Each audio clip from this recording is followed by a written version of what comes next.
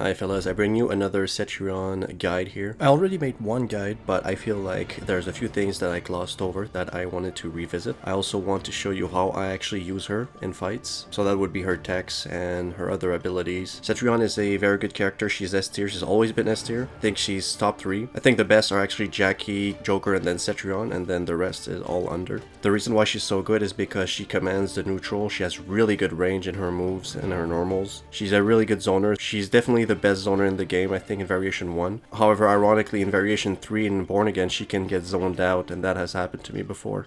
Her weakness, though, is that her damage is not high.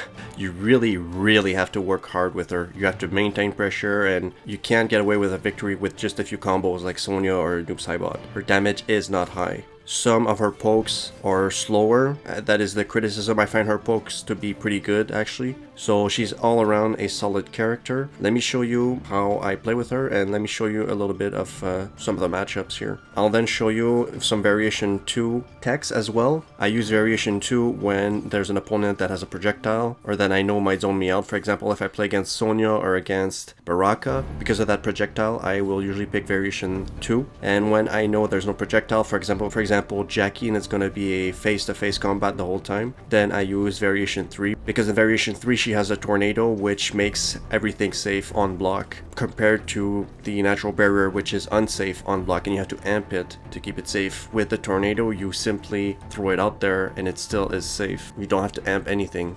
For example, if you look at this match here, he's on block and I'm throwing the tornado, and I'm doing that because I think it's -4 or something like that. Okay, so we'll get started and we'll get into the guide here.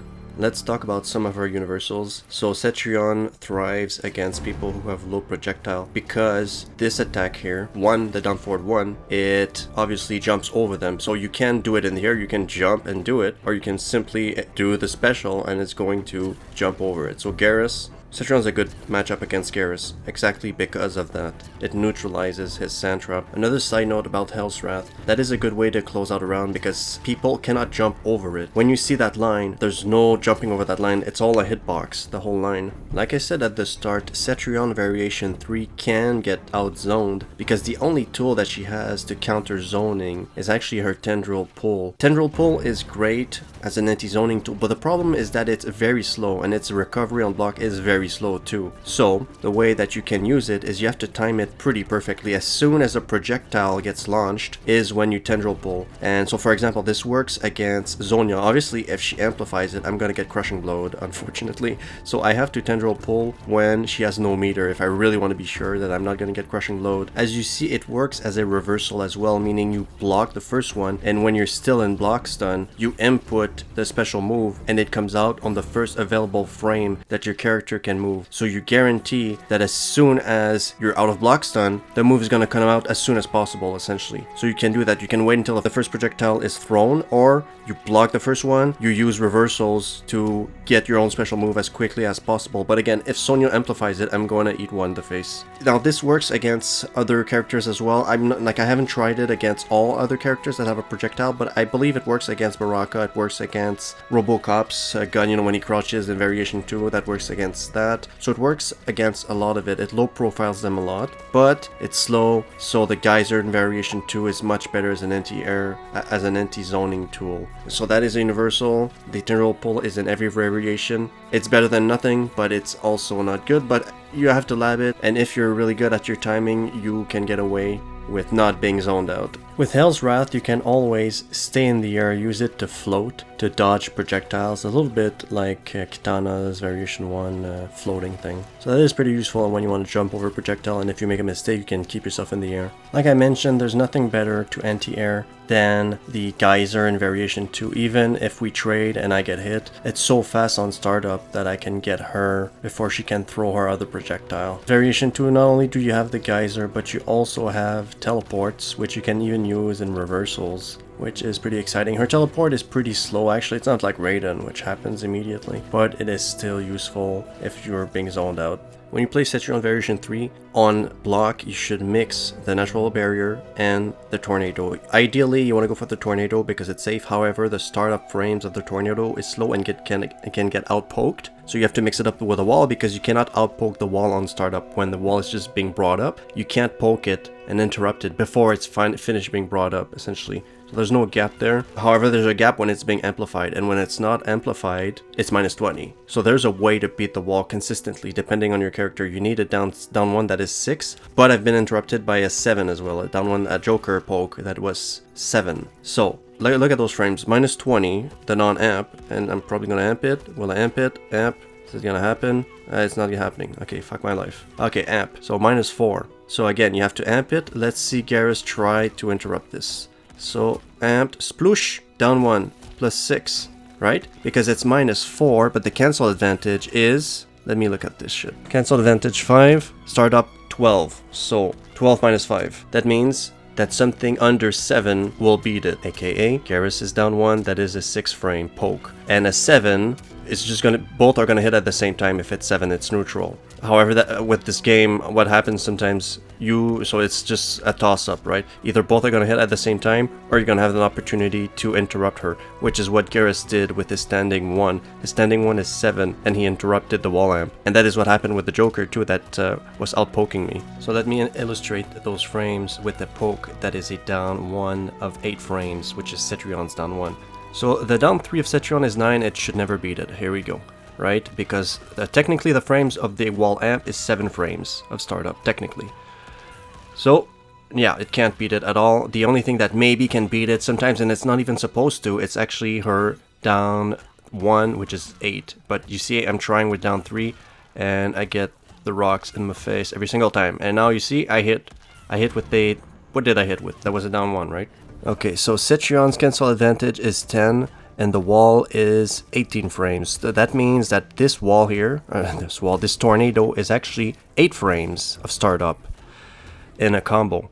So something that's a 7 or a down 1 of Garrus, which is a 6 frame, will beat it. Here we go. Now I'm trying. So again, it's finicky. We're hitting each other at the same time. Sometimes I'm even winning, but there's a 1 frame difference, which is why sometimes this can happen. But technically, here we go. With a standing 1 that is 7 frames, you can beat it. You can interrupt the tornado. If you're playing against someone who does not have that knowledge, finishing with tornado is always better because there's a minus 5 block advantage. So it's perfectly safe, nothing can punish it. Like I mentioned at the start, so with the wall, when you don't amp it, it's minus 20, fully punishable. And you're close, so you're gonna get punished if someone reacts. But of course, since there's the possibility of you amplifying it, someone will usually respect it enough for you to not get punished. And that's why I abuse it. Conflux of Elements in Variation 3. You can set it up on block after a combo like that. People usually do not expect it because they're used to you throwing a wall in their face or a tornado in their face. On hit, I'd recommend you start your combo first to get as much damage as possible. You'll have to practice this. It's actually not easy. The timing is pretty difficult. So practice this, kick. I see I missed it here. You kick it, you set it up, and then it's time for full punishment. I've explained the conflux of elements in 2 of my videos already, so if you want an explanation as to what they do, please go check those out. I'll give you an explanation in 1 minute. I recommend that you set up the conflux of elements in the corner, because if you're just in the neutral, in the middle, in the center, you can just walk away from it. So whether you are in the corner or they are in the corner, set it up, and when you're in there, you can set it up for a throw. Forward throw, it does a crushing blow. Most people don't know this, and most people get caught by this. Here is the conflux of elements in action in a real match. Alright, so we're getting to the corner. I'm setting it up on block. This guy has amazing reactions, but whoop! It is the block one, so that really fucked him up. There are 2 that are defensive. No, well, 3 technically. But the water one, you can block at any time, even if you're being comboed already, so that one is the best, and that is what happened.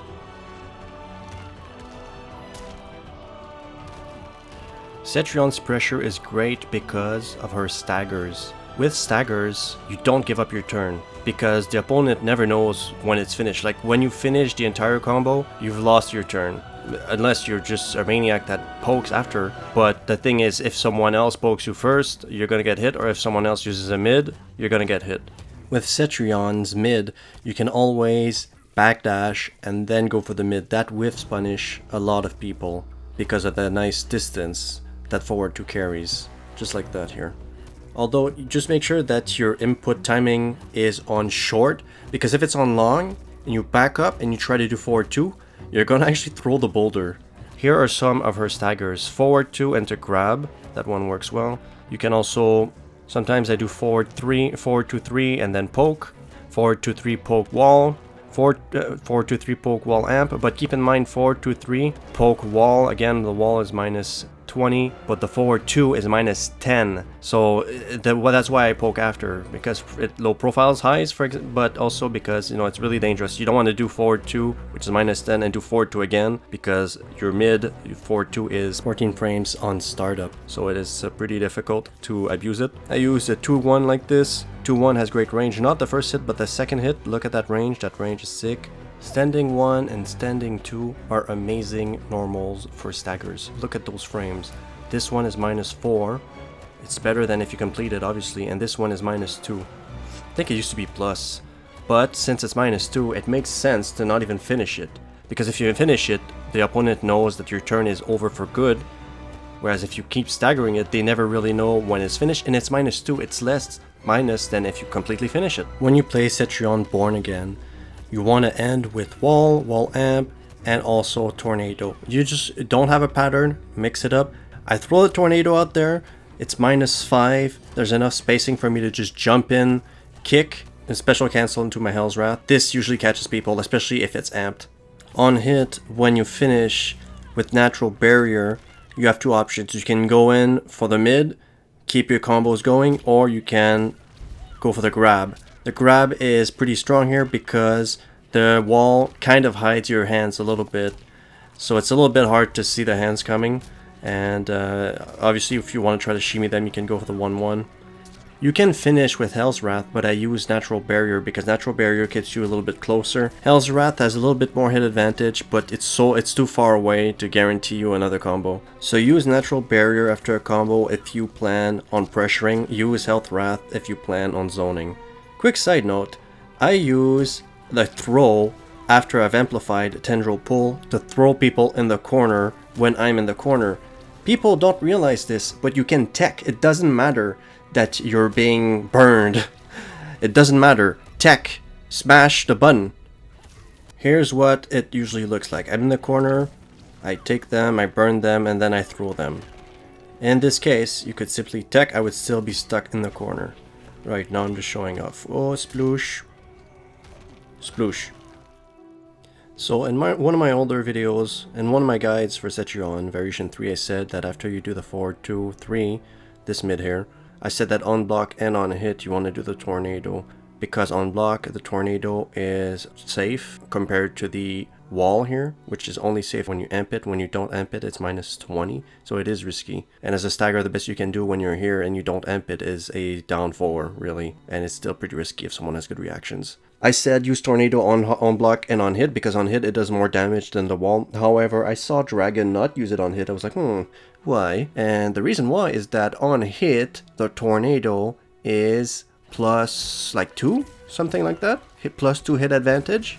So it's like a trade-off. Both of you can trade. If Garrus pokes and I poke, I have a down 8, a down 1, that's 8 frames, he has a down 6, that is a down 1. We would both land at the same time, even though he's just been hit. What I recommend is that, actually on hit now I do the wall, because the wall is plus 15. That means that it's a guaranteed either mid for me that has to be blocked, or a throw, so he has to guess between a throw or a combo. So that's great. Whereas when I throw out the tornado, it's because I'm trying to finish it off. I'm trying to get as much damage as possible, and to reinforce that, after he comes out of hit stun, I have to poke, because otherwise I might not have a guaranteed attack. If I go for a mid, he might just jump and shit. Time for the Fire and Brimstones. That is 2-1-3. The way you can use that, first tech is to do it twice in a row on block. So you do it once on block, there's enough pushback and enough distance in the hit that if you do it once again, someone who's trying to dash in who does not have great distance in their strikes like Shiva or Sonya is gonna get caught. That crushing blow is overpowered. Can almost get it every match. Let me show you in real matches how I've got these. Even when jumping, this is gonna get you. Alright, so here I was fighting a friend of mine. We were playing pretty competitively. If you look at how many matches we were playing a while. So let's see that crushing blow here. Trying to stagger. Okay, I'm trying to create enough distance so I can get it. Is it gonna happen? Twice in a row. Yes, twice in a row, and he jumped. Yeah. Alright. This is another example at the very start of the match, just to show you how strong this crushing blow is. So let's see. I think it's gonna be the first hit. Yeah, well, jumping. You're screwed if you jump and I'm in the middle of the fire and brimstone. In terms of a fatal blow, you can always do your fatal blow after you have amplified your tendril pulls. So this is actually variation 2 in the corner combos. Look how much work I have to do just to get to 180. It's pretty shit. But anyways, so let me show you. Here, that's a good example. So you could do that in variation 2. So you amplify the tendril pull, when on fire, you click 4, so she's gonna kick. After that, you amp it, and you're gonna be able to secure a fatal blow in a combo that is unbreakable. That's it. Like, subscribe, all that good shit. Peace.